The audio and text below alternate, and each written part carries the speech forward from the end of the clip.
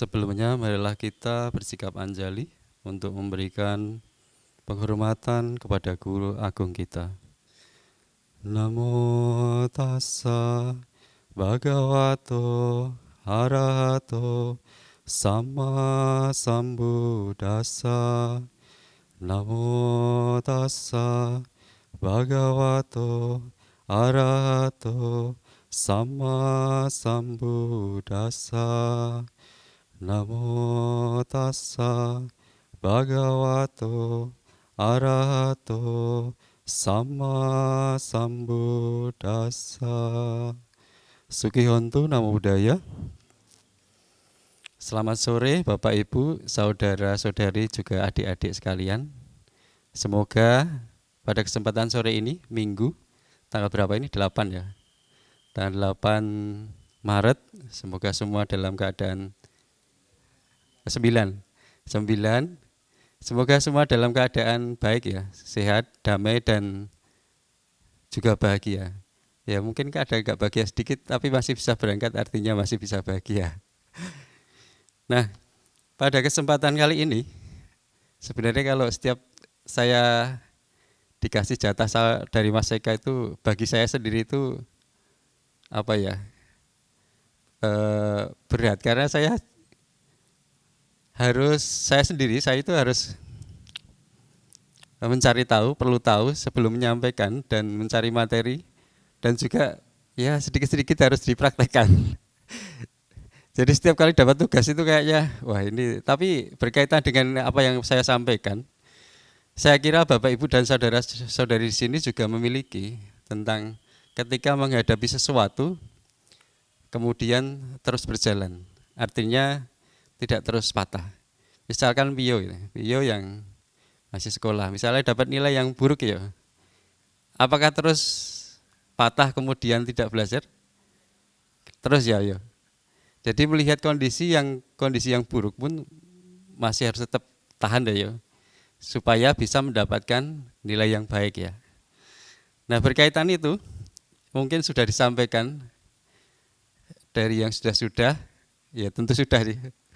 Berkaitan dengan kalau di setiap Maga Puja itu ada petian favoritnya ada ya.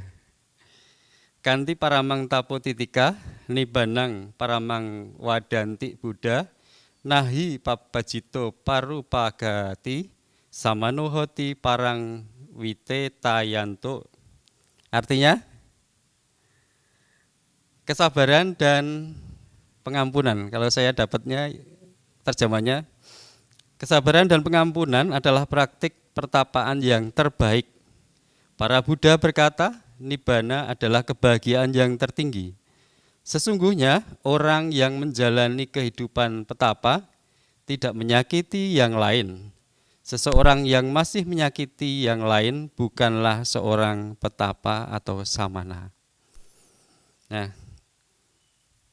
berkaitan dengan petikan tadi, saya kira Bapak itu tahu apa yang menjadi temanya.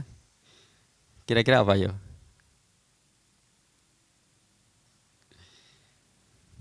Tidak tahu ya.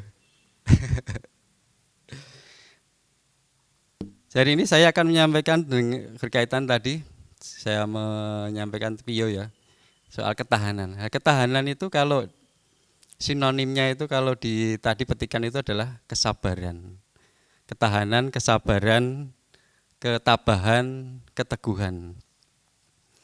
Nah, kalau jadi dari situ arti yang kalau yang saya pelajari itu tentang kesabaran atau ketabahan itu adalah kekuatan kemampuan ketahanan secara kontinu atau terus-menerus terhadap hal-hal atau fenomena-fenomena atau pengalaman yang terjadi terhadap kita, ya khususnya itu pengalaman yang tidak menyenangkan atau kurang menyenangkan. Sebenarnya kalau dilihat lebih lanjut, kalau menurut saya enggak cuma yang tidak menyenangkan, tetapi yang menyenangkan pun kalau tidak tahan bisa terhanyut juga. Kalau tidak memiliki ketahanan, tidak memiliki keteguhan, ya bisa hanyut di dalam sesuatu yang menyenangkan.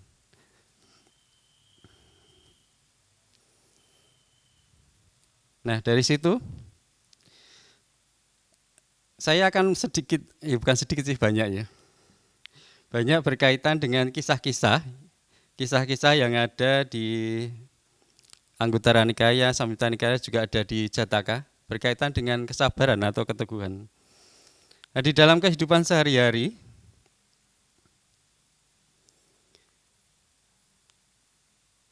kalau referensi yang saya dapat itu tentang kesabaran itu ada 4 kelompok.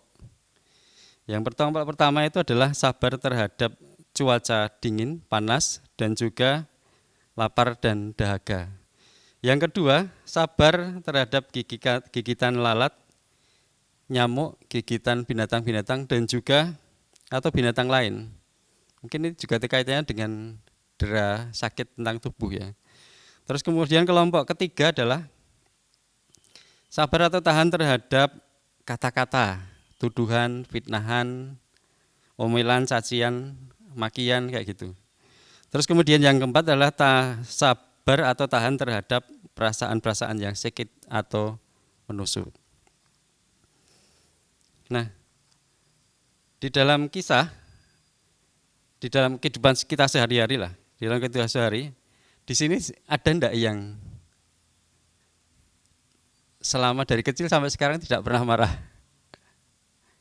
atau tidak muncul kemarahan? Ada? Kalau ada bagus loh berarti.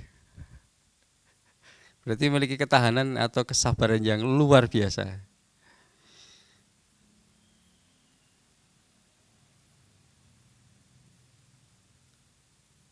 Biasanya kalau orang marah atau ketahanannya rendah, kira-kira setelah itu apa yang dimunculkan? Apa Pak Putu? Emosi ya. Banyak macam ya. Intinya muncul gelisah-gelisah yang lain ya Pak Putu. Nah, dari situ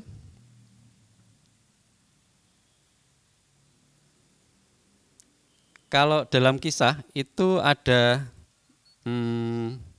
di Widura Pandita Jataka itu ada kesabaran yang dimiliki oleh 4 raja. Kalau mau cerita dari awal itu kayaknya terlalu panjang karena ini kaitannya dengan, kalau di cerita Jataka itu berkaitan dengan kehidupan masa lampau dari Sang Buddha atau ketika masih menjadi bodhisatta. Dan biasanya di situ dari kisah itu biasanya yang terjadi di kehidupan pada masa Sang Buddha itu adalah orang-orang yang sama. Saya tidak akan menceritakan awal kisahnya, tetapi saya hanya mengambil petikannya saja. Petikannya dari sebuah kisah itu. Jadi pada suatu hari ketika setelah menjalani puasa atau uposatha, 4 raja ini ada Raja Saka, Raja para dewa ya, di alam 33 dewa. Terus kemudian ada Raja Naga, kemudian ada Raja Garuda, dan yang keempat adalah Raja Dananjaya. Nah, pada saat setelah menjalani puasa, Raja Dananjaya ini pergi ke taman untuk melakukan tugas atau melaksanakan tugas sebagai seorang petapa. Dia akan melakukan meditasi secara kusuk. Nah, demikian pula Raja Saka ini Raja para dewa, juga keturun ke alam manusia dan pergi ke tempat yang sama, ke taman tersebut. Raja Garuda dan Raja Naga pun juga sama. Kemudian pada malam hari ketika mereka bangkit dari meditasinya, terus pergi ke danau, mereka saling bertemu dan terbangkitkan rasa pertemanannya di kehidupannya lampau. Jadi kalau di kehidupan lampau mereka itu sebenarnya mereka itu 4 perumah tangga yang mendapat istilahnya pengetahuan tentang kerajaan-kerajaan itu dari seorang petapa. Nah, karena menginginkan itu, mereka bisa lahir menjadi, ada yang jadi Raja Naga, Raja Garuda dan Saka, dan juga ada Raja Dananjaya. Singkatnya begitu. Nah, dari percakapan itu ketika mereka saling bertemu, kemudian Raja Saka berkata, kita semua 4 orang raja, lalu keluhuran tertinggi. Lalu apakah keluhuran tertinggi masing-masing? Dari situ Raja Naga menjawab, keluhuran saya lebih tinggi dari Anda bertiga. Dan ketika mereka bertanya, mengapa? Raja Alam Supana itu Raja Garuda. Ini adalah musuh kami, baik sebelum maupun setelah kami lahir. Namun, bahkan ketika saya melihatnya sebagai musuh kami yang demikian, bentar ya. Namun, bahkan ketika saya melihatnya sebagai musuh kaum kami yang demikian merusak, saya tidak pernah merasakan amarah apapun. Karena itu keluhuran saya lebih tinggi. Orang bajik yang tidak merasakan kemarahan terhadap ia yang layak untuk murka dan yang tidak pernah membiarkan amarah bangkit dalam dirinya, ia bahkan tidak marah, tidak mengizinkan terlihat. Ia sungguh layak disebut seorang petapa.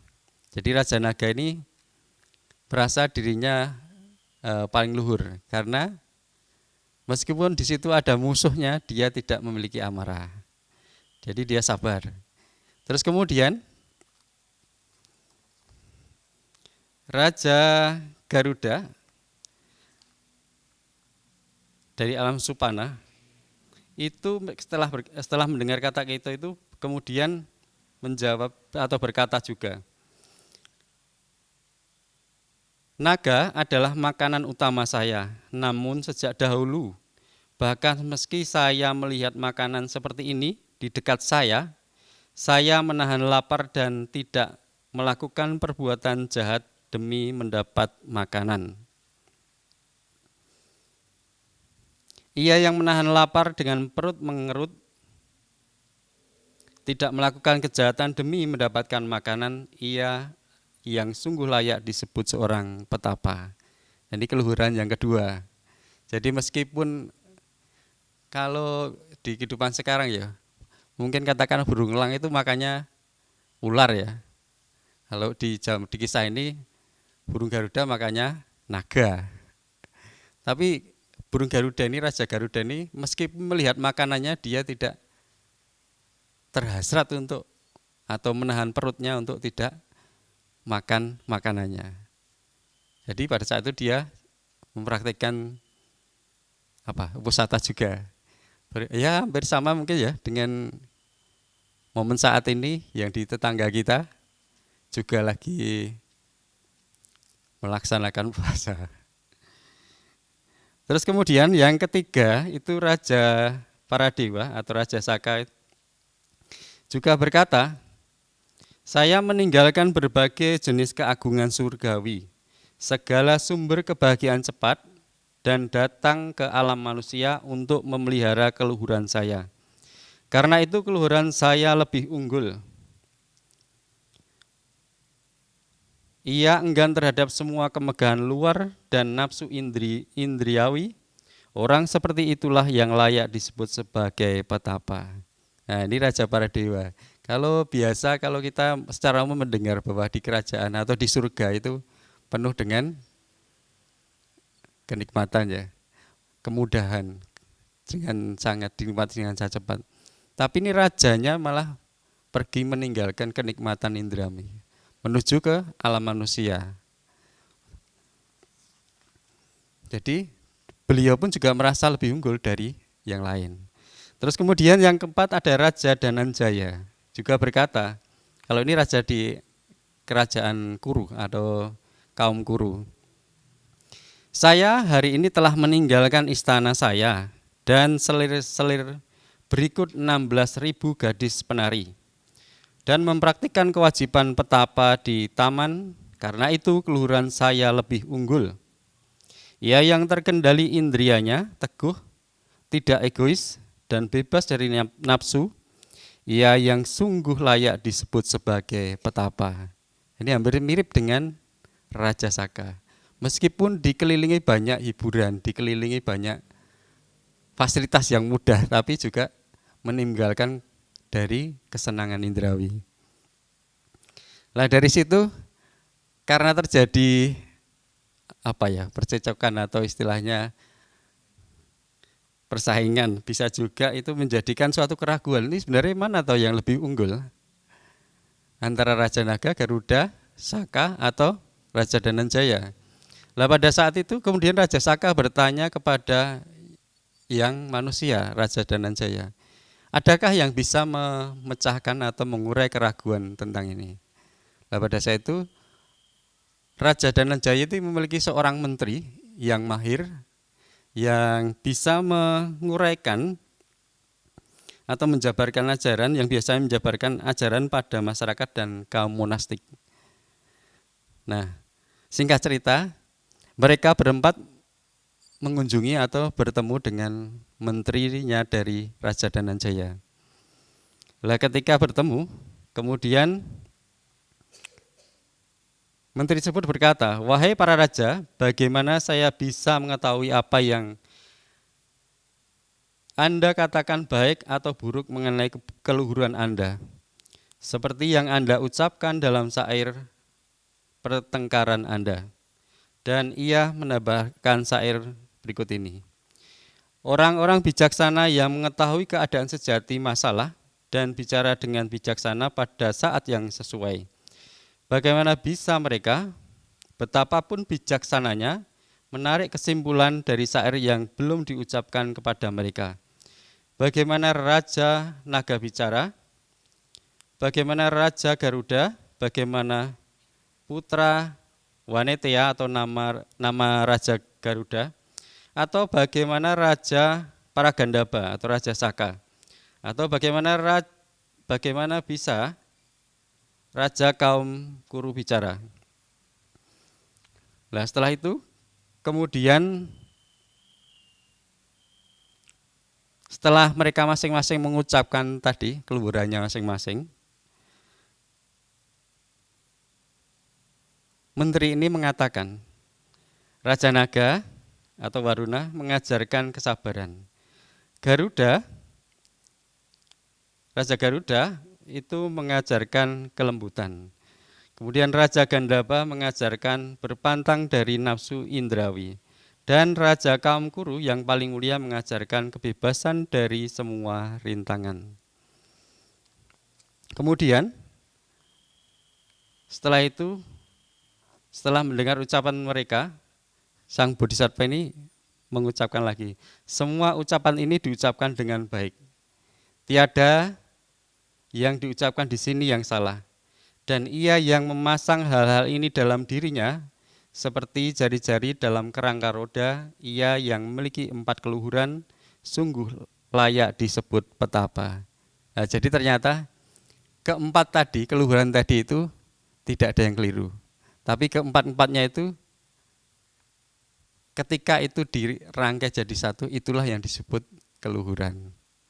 Nah, tadi ada Raja Naga yang mengajarkan tentang kesabaran, terus Raja Garuda kelembutan, Raja Saka mengajarkan berpantang dari nafsu indrawi, dan kemudian Raja Dananjaya mengajarkan kebebasan dari rintangan indrawi.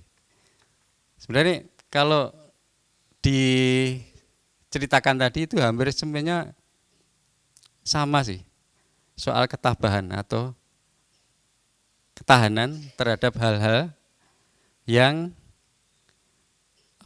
menyenangkan.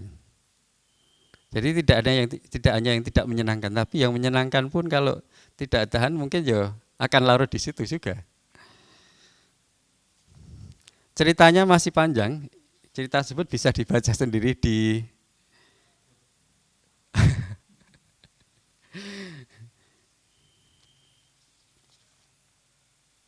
Widura Pandita Jataka.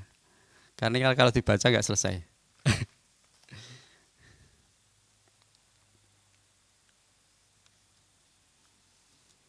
Nah, Bapak Ibu dan saudara-saudari, nah kita yang di sini semua perumah tangga ya, meskipun masih ada yang selibat, tapi Belum ada ya yang apa menjalani menjadi seorang petapa atau samana ya. Ada yang tertarik? Nah, di dalam kehidupan rumah tangga itu ada yang mengibaratkan hidup di hutan belantara yang banyak binatang buas, banyak gangguan, banyak godaan, banyak bertemu dengan kilesa yang muncul, yang datang terhadap kita maupun kilesa kita sendiri. Di keseharian mungkin saat kita berada di jalan gitu ya, atau di lingkungan keluarga, atau di tempat kerja, atau perkumpulan apapun lah, bahkan perkumpulan keagamaan pun, ya, maaf ya, yang seagama pun kadang bisa terjadi sesuatu yang tidak sabar dan bisa terjadi saling mencelakai yang itu sama-sama tidak mengenakan antara diri sendiri dan orang lain. Pernah nggak terjadi seperti itu? Pernah lihat nggak? Yang seagama, intern, itu aja kadang kalau tidak muncul kesabaran, pasti terjadi konflik ya Pak Putu. Pak Putu ini berpengalaman kayaknya. Dan yang lain sampai saya kira juga pernah lihat. Suatu perkumpulan pasti ada. Karena apa? Salah satunya adalah kemarahan.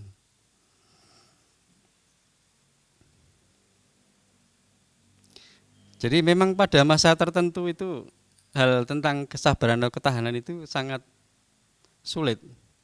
Tapi bila kita sudah mengenal tentang kesabaran atau ketahanan atau keteguhan, maka hasilnya itu bisa sangat luar biasa.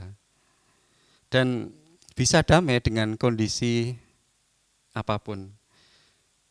Dan ketika dengan sadar ada kesabaran, maka itu sebenarnya kita bisa akan menunjukkan atau menerangi yang tidak terlihat. Memberikan nasihat itu juga akan menjadi lebih baik. Tapi mungkin kalau dengan kemarahan berbeda lagi. Nasihatnya mungkin kacau dan juga tidak didengar.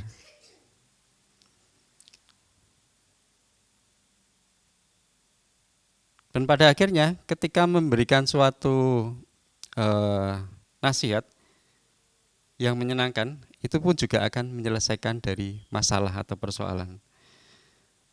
Berkaitan dengan itu berarti itu kan seperti semacam saling melindungi antara satu dengan yang lain, antara diri sendiri dengan orang lain.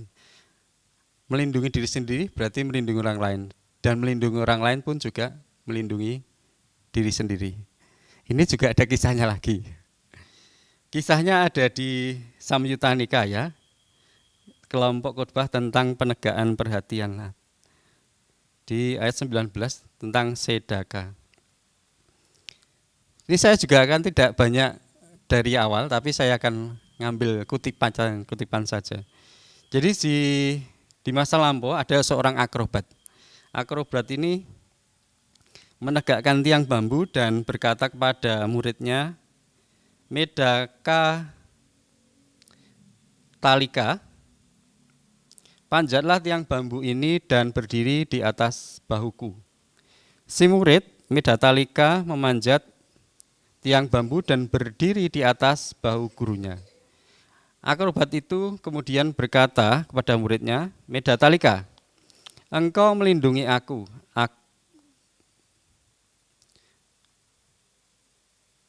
akan melindungimu. Si murid Medatalika menjawab, bukan begitu caranya guru, engkau melindungi dirimu sendiri dan aku melindungi diriku sendiri. Demikianlah kita masing-masing menjaga diri sendiri dan melindungi diri sendiri. Jadi antara pengertian guru dan murid hanya sedikit berbeda, tapi nanti intinya sama. Kalau si guru, gurunya ini mengatakan dia akan melindungi muridnya. Tapi si murid ini berkata, dia melindungi sendiri, dengan melindungi diri sendiri, dia melindungi juga gurunya.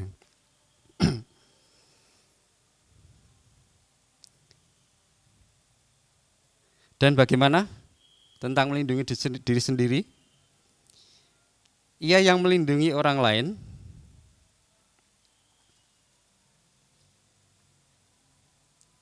dengan mengejar, mengembangkan dan melatih 4 penegakan perhatian. Dengan cara demikian bahwa dengan melindungi diri sendiri ia melindungi orang lain. Jadi bahwa dengan melindungi diri sendiri ia melindungi orang lain. Dengan mengejar, mengembangkan dan melatih 4 penegakan perhatian, dengan cara demikian bahwa dengan melindungi diri sendiri ia melindungi orang lain. Jadi melatih 4 penegakan perhatian itu termasuk melindungi diri sendiri. 4 penegakan perhatian itu apa? Kalau saya cari referensinya, cari-cari itu ternyata kalau di Satipatthana Sutta, di Satipatthana Sutta itu ada 4 penegakan perhatian. Yang pertama itu kaya nupassana, yang kedua wedana nupassana, yang ketiga cita nupassana, dan yang keempat dhamma nupassana. Saya kira di sini sudah pada paham, tidak perlu dijelaskan. Dan bagaimanakah para biku bahwa dengan melindungi orang lain ia melindungi diri sendiri. Dengan kesabaran, tidak mencelakai, cinta kasih dan simpati. Dengan cara demikian bahwa dengan melindungi orang lain ia melindungi diri sendiri. Aku akan melindungi diri sendiri, para biku, demikianlah seharusnya 4 penegakan perhatian dilatih. Aku akan melindungi orang lain. Para biku, demikianlah seharusnya 4 penegakan perhatian dilatih. Dengan melindungi diri sendiri, seseorang melindungi orang lain. Dengan melindungi orang lain, ia melindungi diri sendiri.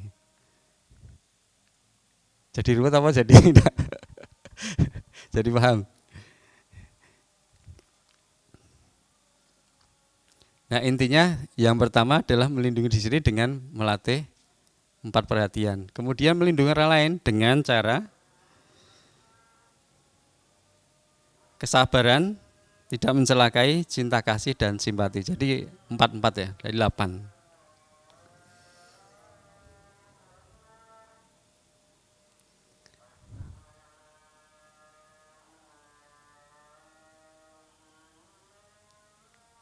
Oke, saya lanjut aja ya.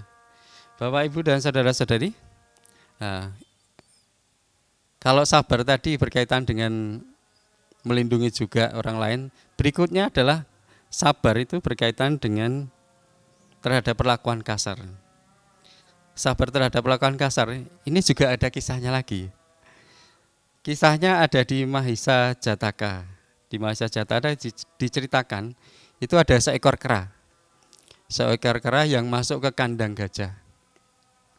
Masuk kandang gajah, kemudian kera itu naik ke pundak gajah, mencampakkan kotoran, dan mulai berjalan naik turun. Gajah yang baik dan sabar tidak melakukan apapun terhadapnya. Nah, di suatu hari, seekor gajah yang jahat berada di kandang itu, dan kera itu melakukan hal yang sama. Kira-kira apa yang terjadi?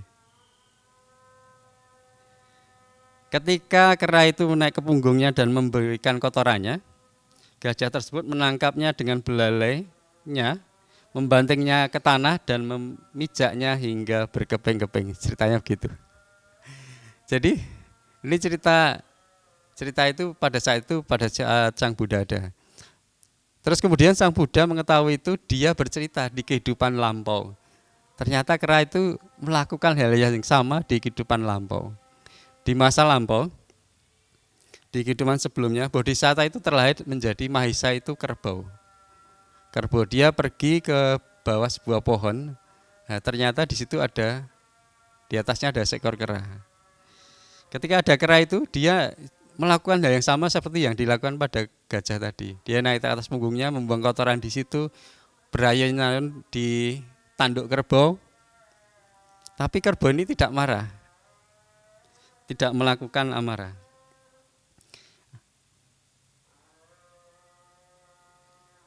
Kemudian di situ ada dewa pohon. Anda bisa bersabar dengan perlakuan buruk dari kera jahat itu. Hentikanlah perbuatannya. Dan ia mengulangi 2 bait berikut. Mereka dengan sabarnya, mengapa dengan sabarnya Anda sabar menahan setiap perlakuan buruk dari kera jahat nan egois ini. Remukkanlah dirinya, tusuklah dirinya dengan tandukmu.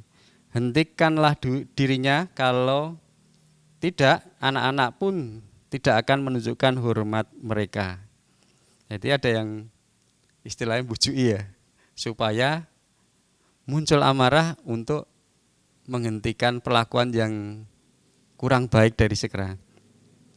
Mendengar ini, Bodhisatta membalas, Dewa Pohon, jika saya tidak mampu menahan diri saya atas perlakuan buruk kera ini, tanpa harus mengecam kelahiran, keturunan, dan kekuasaannya, bagaimana mungkin keinginanku dapat terwujudkan? Kera ini akan melakukan hal yang sama kepada kerbau lainnya, dengan berpikiran bahwa kerbau itu sama dengan diriku. Di saat kerbau lain membunuhnya, saya akan terbebas dari rasa sakit dan keburukan yang berdarah. Setelah mengatakan itu, dia mengulangi bait ketiga berikut ini. Jika dia memperlakukan yang lain sama dengan dia memperlakukan diriku, maka mereka yang akan menghancurkan dirinya. Saat itulah saya akan menjadi bebas. Ringkas cerita, kera ini melakukan yang sama ketika di bawah pohon itu ada kerbau yang jahat. Akhirnya apa yang terjadi? Ya, ditanduk dan diinjak-injak sama kerbau yang jahat. Jadi kesabaran sendiri itu supaya tidak muncul pun juga butuh kesabaran itu sendiri. Ketahanan atau kesabaran itu dibutuhkan atau bisa dijaga, ternyata juga butuh kesabaran itu sendiri. Supaya tidak muncul kilesa, supaya tidak muncul kemarahan, dibutuhkan juga kesabaran. Untuk menjaga kesabaran perlu juga ketabahan atau keteguhan atau ketahanan.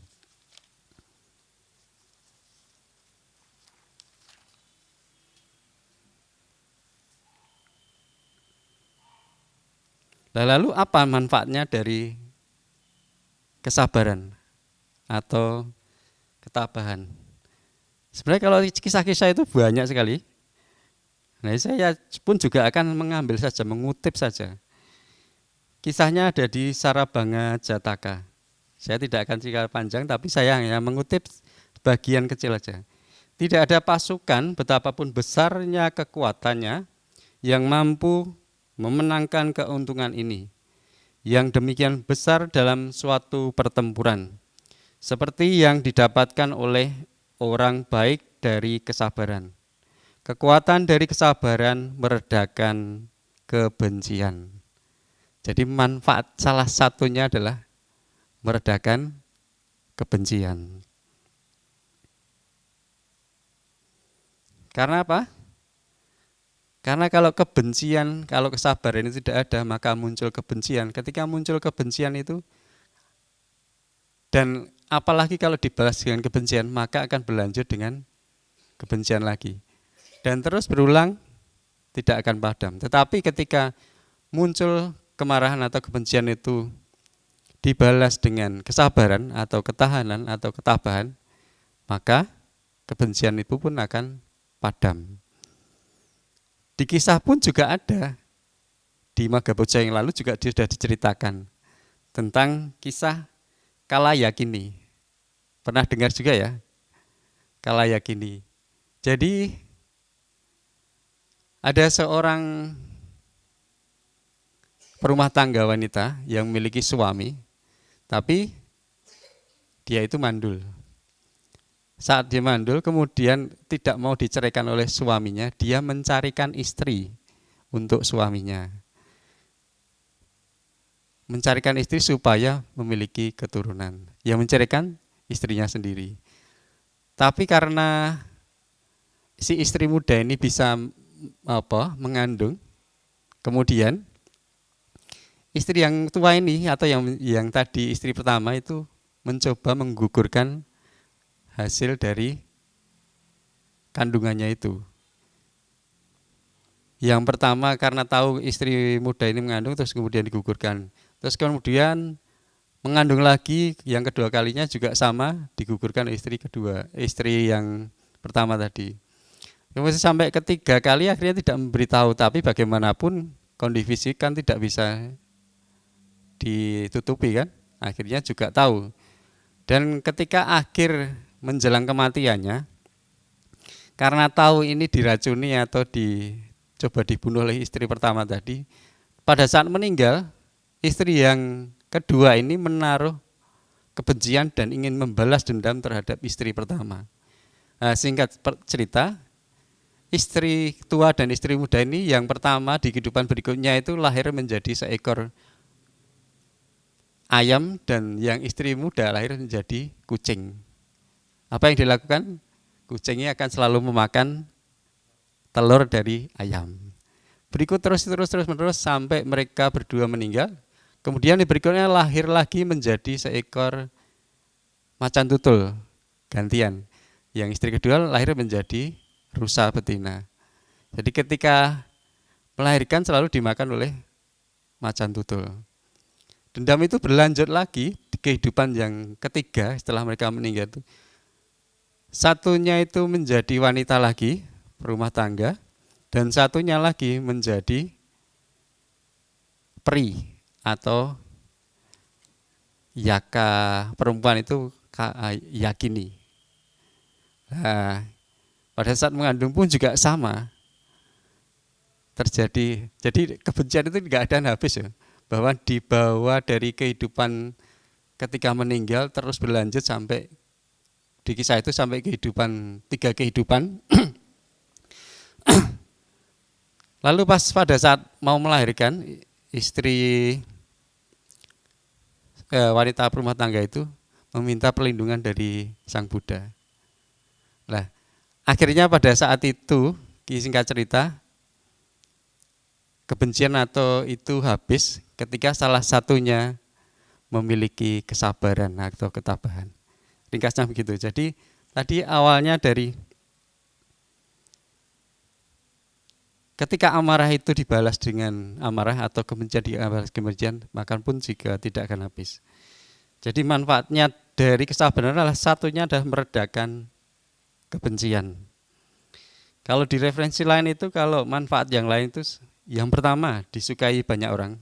Benar ya, kalau tidak marah itu kayaknya lebih banyak disukai banyak orang. Yang kedua, tidak menimbulkan permusuhan. Yang ketiga, cenderung melakukan sesuatu dengan benar. Yang keempat, saat detik-detik kematian akan muncul tanda-tanda yang baik. Dan yang kelima, dengan tanda-tanda yang baik akan terlahir di alam yang bahagia.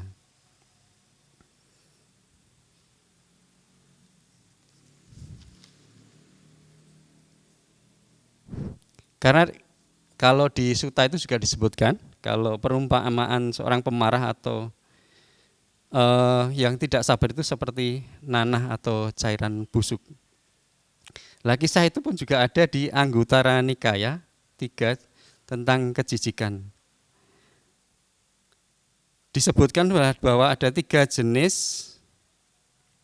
orang yang dilihat. Yang pertama ada orang yang harus dilihat dengan jijik. Apa itu? Tidak boleh dijadikan teman. Yang dilihat jijik adalah karena moralnya buruk, karakternya buruk, tidak murni, mencurigakan, mencelakai dalam perbuatan. Ada yang mengaku petapa tapi sebenarnya bukan petapa, yang mengaku selibat tetapi bukan selibat, busuk, batinnya jahat, rusak. Nah, orang yang demikian harus dilihat sebagai kejijikan dan tidak boleh dijadikan teman. Ibaratnya itu ada seekor ular yang melintas di sebuah tinja. Jadi meskipun ular itu tidak menggigit, pasti berita buruk akan menyebar tentang dirinya. Itu orang yang pertama. Orang yang jenis kedua adalah dilihat dengan keseimbangan. Nah, ini orang yang kedua ini. Ini pun juga tidak dijadikan teman atau tidak diikuti, tidak dilayani. Orang yang marah, gusar, jika dikritik sedikit menjadi jengkel, melawan, keras kepala, memperlihatkan kemarahan, kebencian, dan kekesalan. Seperti nanah atau cairan busuk yang bila pecah akan menghina, memaki, dan membahayakan. Jadi ada juga kan yang seperti itu. Jadi kalau perumpamaan di sini adalah di yang kedua. Meskipun misalkan ada sesuatu yang luka yang benar, kelihatannya baik-baik saja, tapi ketika itu disentuh pecah, wah itu bahaya.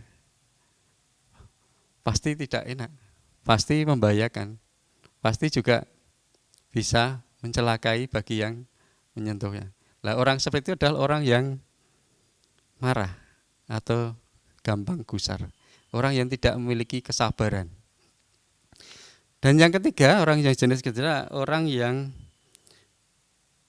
memiliki moral dan karakter yang baik.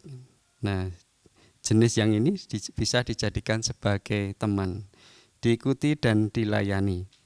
Jadi berteman dengan orang baik itu meskipun tidak mengikuti teladannya, saya kira juga akan mendapatkan berita-berita yang baik yang ditebarkan tentang dirinya. Melu katut. Meskipun tidak sepenuhnya mengikuti teladannya.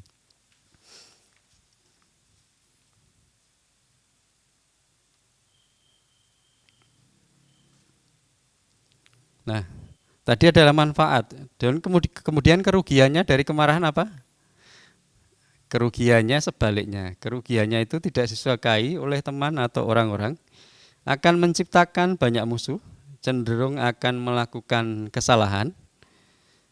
Yang keempat adalah saat detik terakhir kematian, bila dipenuhi dengan kemarahan atau delusi atau kebencian tadi, akan muncul tanda-tanda yang tidak baik. Dan yang kelima, orang yang meninggal kondisi dengan tanda-tanda yang tidak baik tersebut akan terlahir di alam rendah atau di alam apaya. Nah, jadi kerugiannya pun juga nggak main-main ya. Cukup ngeri juga ya Pak.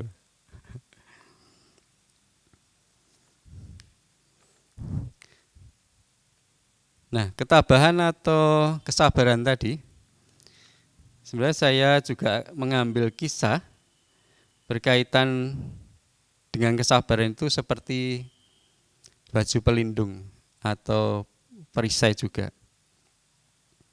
Kisah itu ada di Dhammapada.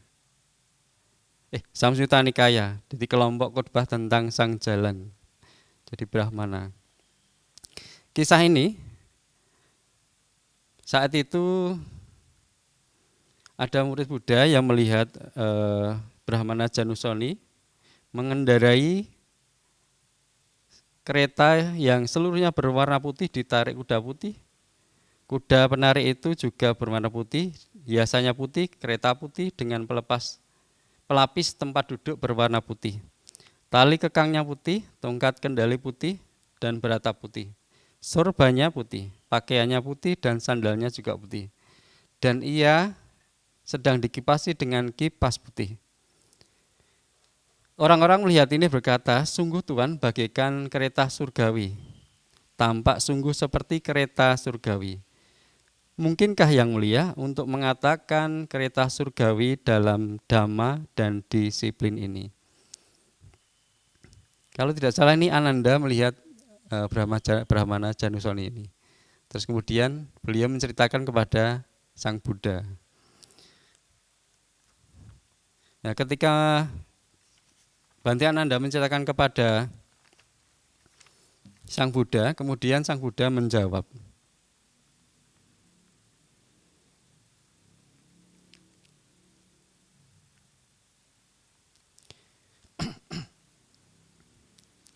Pandangan benar Ananda ketika dikembangkan dilatih memiliki lenyapnya nafsu, lenyapnya kebencian, lenyapnya delusi sebagai tujuan akhir, kehendak benar dan sebagainya tadi ada dalam jalan mulia berunsur 8 itu.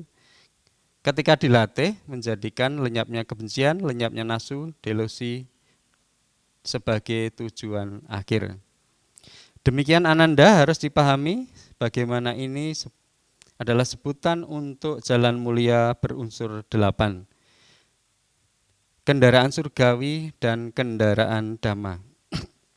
Dan kemenangan yang tiada taranya dalam pertempuran. Setelah mengatakan ini, yang sempurna, sang guru lebih lanjut mengatakan, kualitasnya yang terdiri dari keyakinan dan kebijaksanaan selalu terpasang seimbang bersama-sama. Rasa malu adalah tiangnya, pikiran adalah kuk pengikatnya, perhatian adalah sang kusir yang awas.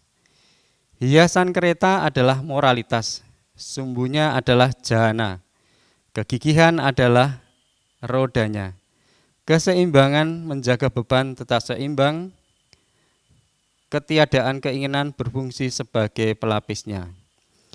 Niat baik tidak membahayakan dan keterasingan ini adalah persenjataan kereta. Kesabaran adalah baju pelindung dan perisainya. Ketika kereta ini meluncur ke tempat yang aman dari ikatan, kereta surgawi yang tidak terlampau ini berasal dari dalam diri sendiri. Para bijaksana yang pergi dari dunia ini dengan mengendarainya pasti memperoleh kemenangan. Nah, jadi tadi ada Bante Ananda melihat Brahmana Janusoni, terus kemudian diungkapkan lagi, diibaratkan. Nah, kalau di ajaran ini apa yang menjadi kendaraan? Nah, kemudian Sang Buddha memberikan sebuah kiasan jalan mulia berunsur 8 itu seperti kendaraan dhamma. Dan di situ salah satunya pun juga ada kesabaran yang menjadi baju pelindung dan perisainya. Kalau di jalan mungkin ya, kalau misalkan di musim hujan ada genangan di pinggir jalan, terus kemudian ada mobil lewat kencang yang mengenai, kalau tidak pakai baju pelindung atau tidak pakai, apa yang muncul? Wah, ngamuk-ngamuk. Tetapi ketika ada pakai mantel atau pakai payung yang menahan, saya kira juga biasa-biasa saja. Wah, untung aman-aman saja. Itu salah satu mungkin dalam kesehariannya. Tapi di sini tadi salah satu dari sebuah kereta atau kendaraan dhamma kita untuk bisa sampai kepada tujuan adalah kesabaran. Kalau di kereta diibaratkan sebagai baju pelindung dan perisainya.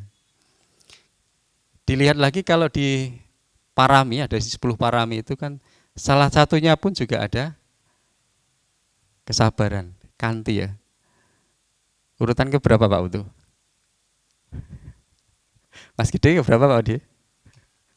Sudah lupa kayaknya.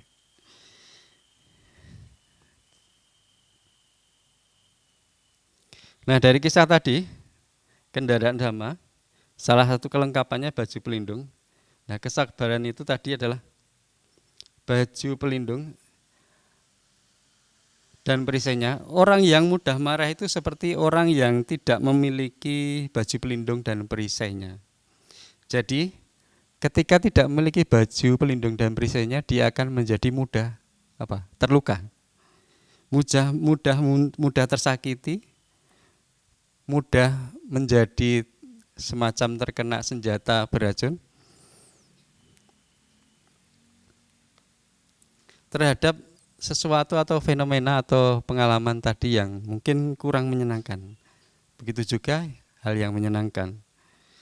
Padahal tadi di awal saya tanya Pak Putu, ketika orang marah itu munculnya kemungkinan emosi, kemungkinan juga ada kalau tidak memiliki kesabaran muncul kilesa-kilesa lain, baik melalui pikiran, ucapan maupun perbuatan. Nah, padahal dengan adanya kemunculan kilesa-kilesa lain tadi akan memunculkan kama-kama buruk lain yang baru. Benar ya? Ketika muncul kama buruk atau muncul perbuatan-perbuatan buruk yang baru, berarti nantinya juga akan menuai buah-buah keburukan yang diperbuat dari perbuatan yang baru. Dengan kata lain, maka akan muncul buah-buah dari ketidaknyamanan, ketidaksenangan, kekacauan, penderitaan yang diterima nantinya. Jadi tidak selesai. Sebaliknya, ketika seseorang itu memiliki baju pelindung dan perisainya itu, yaitu kesabaran dan ketabahan, pada saat itulah dengan memiliki kesabaran dan ketabahan, maka tidak akan muncul kilesa-kilesa lain. Dan pada kesempatan itulah bisa memunculkan kusala atau hal-hal baik yang baru. Baik melalui pikiran, ucapan maupun perbuatan. Jadi dengan cara demikian seperti halnya menghancurkan rantai dari kama buruk. Memutus atau memotong kama buruk yang datang kepada kita. Salah satunya yang dipakai adalah yaitu tadi, tabah atau tahan atau teguh terhadap hal yang datang yang mungkin tidak menyenangkan, sehingga bisa memunculkan sifat-sifat yang baik untuk mengubah kondisi yang buruk itu menjadi kondisi yang baik. Dengan demikian, di kehidupan nantinya atau berikutnya kama buruk berhenti, dengan kata lain itu bisa mengikis kilesa, mengikis kama buruk, kemudian bisa memperoleh nantinya hal yang lebih baik atau membahagiakan. Jadi saya kira itulah yang ingin saya sampaikan, bahwa satu poin yang saya di sini, saya kira Bapak Ibu dan saudara-saudari di sini juga memiliki, yaitu ketabahan atau keteguhan atau kesabaran. Seorang pengusaha pun saya kira Mas Iwas juga sama. Dalam menjalankan usaha ada masanya sepi. Kalau tidak tahan patah ya saya kira udah tutup. Tapi memiliki ketabahan, keteguhan terus-menerus. Meskipun kondisi bagaimanapun terus bertahan, terus tabah. Akhirnya tujuannya pun juga akan sampai. Seperti Tio tadi, kalau nilai buruk menghadapi nilai buruk, ya sudah fatal lah, sudah. Mungkin gak akan meraih nilai yang baik. Tidak mungkin ya. Demikian yang saya dapat sampaikan. Semoga bisa dipahami, semoga berguna, semoga bisa bisa diperhatikan tentang kesabaran kita masing-masing atau ketabahan atau keteguhan kita masing-masing, sehingga kita memiliki daya tahan, ulat memiliki daya yang tahan yang berkesinambungan terus-menerus, supaya kilesa-kilesa kita tidak muncul. Dan semoga semua yang praktik kesabaran yang hadir di sini berkembang sempurna hingga akhirnya mencapai kebebasan yang luhur, yaitu nibbana. Sapisata Bhavantu Sukitata, semoga semua makhluk hidup berbahagia. Sadu, sadu, sadu.